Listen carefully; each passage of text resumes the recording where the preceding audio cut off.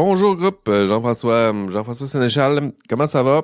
Bienvenue à cet épisode extra. Je vais vous parler du TP2. C'est important que vous connaissiez au moins mes instructions. Je les ai dites sommairement en classe, je les ai répétées. Je vous les ai dit aussi parfois là, dans certains commentaires après votre TP1. Je les redis ici. Pour vous, ce sera plus clair. Vous pourrez les retrouver à un seul endroit. Ce sera dans cet épisode. Vous le savez, le TP2, ça s'en vient pour vous.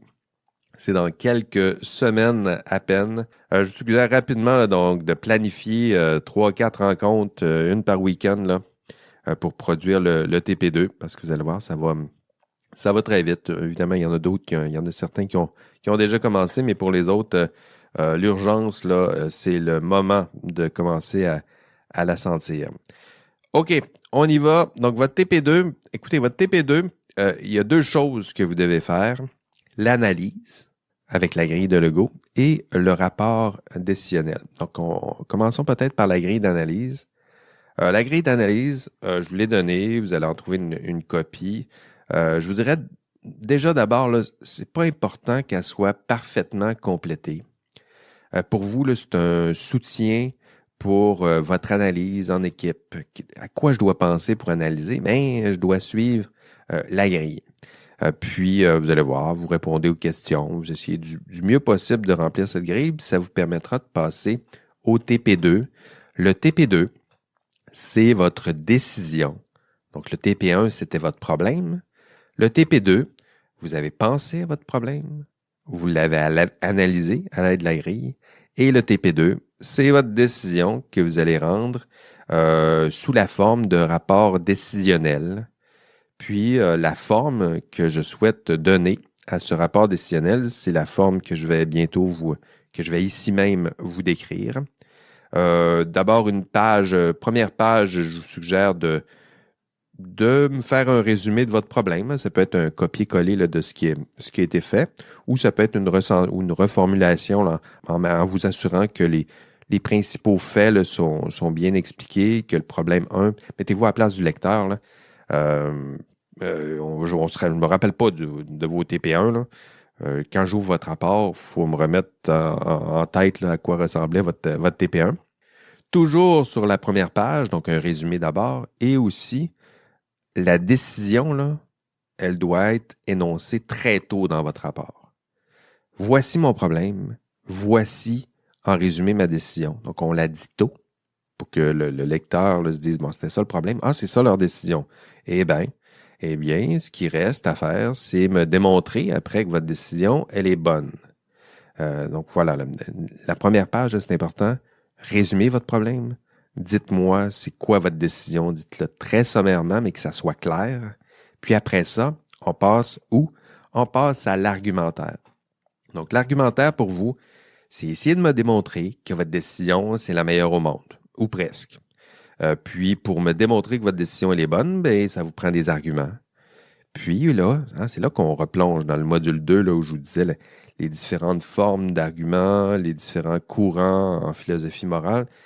C'est là où vous allez puiser dans le conséquentialisme, dans le déontologisme, puis dans l'éthique de la vertu, parce que c'est là que vous allez me construire des arguments.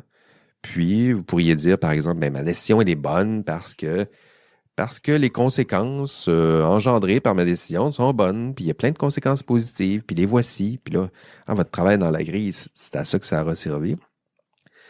Puis ma décision, elle est bonne, deuxième argument, parce qu'elle respecte certaines normes, certaines lois, puis certaines règles, puis elles sont importantes, puis voici les règles. Ma décision, elle est bonne parce que ça me permet, entre autres, d'éviter les sanctions qui sont associées à ces lois, à ces règles, ces normes. Voici les sanctions qui sont liées à telle norme, à telle règle. Puis un argument qui est de l'ordre de l'éthique de la vertu, ça pourrait ressembler à la décision, elle est bonne parce qu'elle est cohérente avec, notamment avec les valeurs de mon employeur. Vous savez que les valeurs, là, vos employeurs, ils mettent ça là, dans leur énoncé de valeurs, puis vous allez voir sur leur site Internet, là, ma décision, elle est bonne parce qu'elle elle est cohérente avec vos valeurs. C'est pour ça que je vous dis que ma décision est bonne, cher employeur et cher patron, parce qu'elle est cohérente avec vos propres valeurs. Donc ça peut être un bel argument de type éthique de la vertu, mais à chaque fois quand vous allez construire votre argumentaire, l'important, c'est de garder toujours la même question en tête. Vous pouvez même l'écrire là, sur un post-it, là, vous l'affichez sur votre écran. Là. Pourquoi votre décision est-elle bonne? C'est ça, le défi du TP2, c'est me convaincre ou convaincre le lecteur ou le correcteur que votre décision est bonne, puis voici des arguments. Puis dans votre texte, vous allez tenter de nous convaincre que votre décision, elle est bonne. Pas que vous avez complété la grille. Je sais, il y en a qui vont être tentés de dire, ben voici, notre décision, elle est bonne parce qu'on a respecté la grille, puis là, on a telle étape, puis telle étape, puis telle... Non, c'est pas comme ça. Là. La grille, ça sert à l'analyse. Le TP2, c'est une toute autre chose. C'est un rapport décisionnel. Votre grille, vous l'avez faite, bravo. Contentez-vous de la mettre en annexe. C'est votre travail là, d'analyse qui est là en annexe, mais c'est pas votre rapport décisionnel. Votre rapport décisionnel, c'est votre problème, votre décision, votre argumentaire qui soutient cette décision. Puis dans votre TP2, c'est ce que vous allez, dans votre rapport décisionnel, c'est ça que vous devez faire. Hein, me convaincre ou de convaincre encore une fois le lecteur, le correcteur, que votre décision, elle est bonne. Puis qu'elle s'appuie sur des arguments forts, hein, bien documentés, rigoureux, cohérents. Puis j'ajouterais que peut-être que pour rendre vos arguments rigoureux, qu'est-ce que vous pouvez faire? Ben, vous pouvez déjà vous appuyer sur des études scientifiques. Hein. Si vous dites qu'il y a un risque, ben, vous êtes capable de démontrer ce risque-là. Si vous dites que votre décision elle est bonne parce qu'elle respecte la loi, ben OK, c'est quoi les lois, les normes? Soyez prudents, soyez précis surtout. Vous dites que votre décision elle est bonne parce qu'elle respecte la loi, ben, vous pouvez aussi citer des jurisprudences. Allez voir, c'est quoi le juge? C'est quoi qu'un juge dit devant une cour de justice lorsqu'un problème qui ressemble au vôtre se présente? Hein? Ça peut être convaincant. Là. Vous dites à votre patron, ben, notre décision est bonne parce qu'un cas comme ça, il y en a déjà eu devant un juge, puis le juge les a condamnés pendant 10 ans, puis a donné une sanction d'1 million. OK, ça commence à être convaincant. N'oubliez pas à faire quand je dis rigoureux aussi, c'est pour ça que je vous demandais d'avoir une vraie compagnie. Là. Si vous êtes capable de documenter des normes internes, si vous dites que votre décision respecte les valeurs, essayez de citer des documents qui proviennent aussi des sites de ces compagnies-là. Ça aussi, ça permettra d'accroître, je dirais, la rigueur de votre document. Puis, votre document, je vous invite aussi à faire attention à la structure. Hein. C'est pas un hasard là, si je vous aide à créer la structure, parce que souvent, là, c'est quelque chose que vous maîtrisez peut-être un peu moins bien. Mais pour vous, votre structure, là, c'est assez simple. Là. C'est votre décision, elle est bonne parce que 3 paragraphes. Hein? C'est aussi simple que ça. Là. Si vous avez 3 arguments, c'est 3 paragraphes. Ma décision, elle est bonne parce que 1, 2, 3. Premier paragraphe. Elle est bonne parce que 1, puis là, on explique, bon, elle est bonne parce que les conséquences positives, puis blablabla. Puis à travers ces conséquences-là, on voit très bien telle valeur, la valeur qui est promue par mon employeur.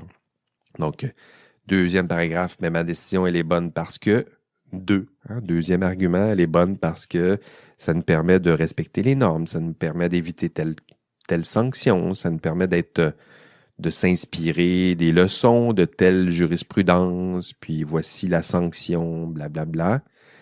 Puis, vous continuez. À chaque fois que vous avez un argument, un autre paragraphe. Puis c'est ça la structure. Là. Puis à la fin, en conclusion, ben notre décision, elle est bonne parce que 1, 2, 3 et 4, puis pointe dans la même direction. Puis cette direction-là, elle est cohérente avec la valeur de protection du public qui, elle, est au cœur de mon ordre professionnel. Ça ressemble à ça. C'est sûr que c'est à l'audio, là. Peut-être que ce serait mieux. En fait, vous allez voir en classe, je vais présenter un peu la même chose, mais c'est ça la structure que je m'attends. Vous me dites que votre décision elle est bonne, vous me dites que vous avez de bons arguments. Ben, donnez une cohérence à ces arguments, puis donnez une structure à ces arguments, que ce soit d'un point de vue logique, mais d'un point de vue aussi de l'écriture. Hein. Ça sert à ça aussi. Expliquez-moi pourquoi votre décision, elle est bonne, elle est vraie, elle est juste. Puis pour ça, là, ben, vous pouvez puiser dans les arguments que je vous ai déjà expliqués un peu plus tôt. Au passage, n'oubliez pas à la fin, vous allez voir dans la structure, je vous demande d'expliquer la mise en œuvre de votre décision. C'est important d'expliquer au lecteur, à moi ou à celui ou celle qui va corriger votre problème, expliquez-lui c'est quoi les actions qu'ils doivent suivre. C'est-à-dire que vous avez proposé une décision, vous avez dit que la décision elle est bonne, qu'elle s'appuyait sur de bons arguments. L'étape suivante, c'est de lui dire, ben, maintenant que je t'ai convaincu que ma décision est bonne puis que j'ai de bons arguments, voici ce que tu dois faire. Voici les actions qui restent à poser. C'est ce que je vais voir là, dans la mise en œuvre. Vous pouvez voir toutes sortes d'éléments de mise en œuvre, mais je vous invite aussi, c'est souvent là, que vous pouvez pointer dans la mise en œuvre vers des pistes d'action pour réduire les impacts négatifs de votre décision. Vous le savez, là, lorsqu'il y a un dilemme, quand on fait des choix, c'est des choix déchirants. Puis il y a une partie du dilemme qui est sacrifiée, puis qui va être meurtrie par tout ça, là. C'est-à-dire que dans toutes vos décisions, c'est sûr qu'il va y avoir à quelque part des conséquences négatives sur une des parties concernées ou un des acteurs concernés. Puis la mise en œuvre, c'est souvent là, que vous pouvez rappeler au lecteur ou au décideur, c'est quoi que tu pourrais faire pour réduire les conséquences négatives de cette décision. Puis votre mise en œuvre, là, dans votre rapport, c'est là. C'est la partie où vous reconnaissez que votre décision, il y a des sacrifices qui ont été faits, mais par contre, que c'est possible de poser des gestes pour corriger un peu ces failles ou réduire les conséquences négatives de votre décision. Puis c'est important parce que c'est là aussi que vous pouvez être honnête avec votre lecteur, là. Votre lecteur le sait que c'est un dilemme. Votre lecteur le sait que votre décision est déchirante. Puis à la fin, le but, c'est pas de dire notre décision est parfaite, puis c'est sûr qu'elle est parfaite parce qu'il n'y en aura pas de problème. Non. Notre décision, on y a réfléchi. C'est celle qu'on pense qui est la meilleure. Mais c'est sûr qu'il va y avoir des conséquences négatives. C'est triste, mais c'est ça. On a priorisé telle valeur. Puis parce qu'on a priorisé telle valeur, il y a telle autre valeur qui va en souffrir. Puis qu'est-ce qu'on peut faire pour rétablir un peu l'équilibre, là, pour réduire les conséquences négatives qui découleront de cette décision. C'est là aussi où vous pouvez vous permettre de réfuter peut-être les arguments contraires. C'est important, là, une fois que vous avez convaincu votre lecteur que votre décision est bonne, c'est sûr qu'en lisant votre travail, j'aurai ou le lecteur aura des critiques. Puis c'est là où vous pouvez tenter d'anticiper les critiques puis essayer de les désamorcer. Là. Dans la partie mise en œuvre, vous pourriez dire, c'est sûr qu'il risque d'y avoir tel problème, puis il y a telle faille peut-être dans notre argumentaire, mais voici ce qu'on en dit, voici ce qu'on peut en dire, ou un contre-argument. Là, c'est là que vous pourriez essayer de le mobiliser. Et enfin, dernière partie du rapport, des parties recommandations. Dans la partie recommandations, ce que je m'attends à voir, c'est un retour rétrospectif, analytique sur c'est souvent là où on fait état des forces de notre décision, mais aussi des limites. En conclusion, là, c'est là où vous pouvez dire notre décision, elle est bonne, elle a des forces. D'ailleurs, elle pourrait servir d'exemple dans d'autres cas, dans des cas similaires. Si ça ressemble à telle chose, puis là, vous pouvez dire un cas similaire, c'est un cas qui répond à tel critère. Puis si ça répond à tel critère, notre décision est valide. Ça pourrait être une recommandation. C'est là aussi où vous pouvez... c'est souvent là où les étudiants vont faire état des mesures, je dirais, structurantes pour éviter ce genre de problème. C'est important, là. Vous m'avez, dans votre rapport, expliqué c'était quoi le problème, expliqué c'est quoi la décision, puis expliqué c'est quoi votre argumentaire. À la fin, c'est important de dire au lecteur, vous savez quoi, ce qui aurait été intéressant, c'est d'éviter le problème en tant que tel. Puis voici qu'est-ce qu'on pourrait faire pour éviter que d'autres personnes comme moi se retrouvent face à ce genre de problème. Voici des outils dont on pourrait bénéficier pour résoudre peut-être plus aisément ce genre de problème. Voilà, c'est tout.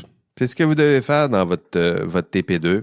Un rapport décisionnel, 10 pages, plus ou moins 10 pages. Là. L'important, c'est que tout y est.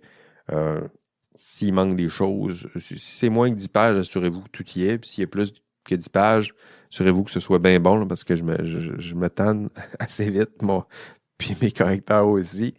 Vous devez faire ça en équipe de 5-6. Je sais que c'est un défi de gestion d'équipe. Ça peut être compliqué.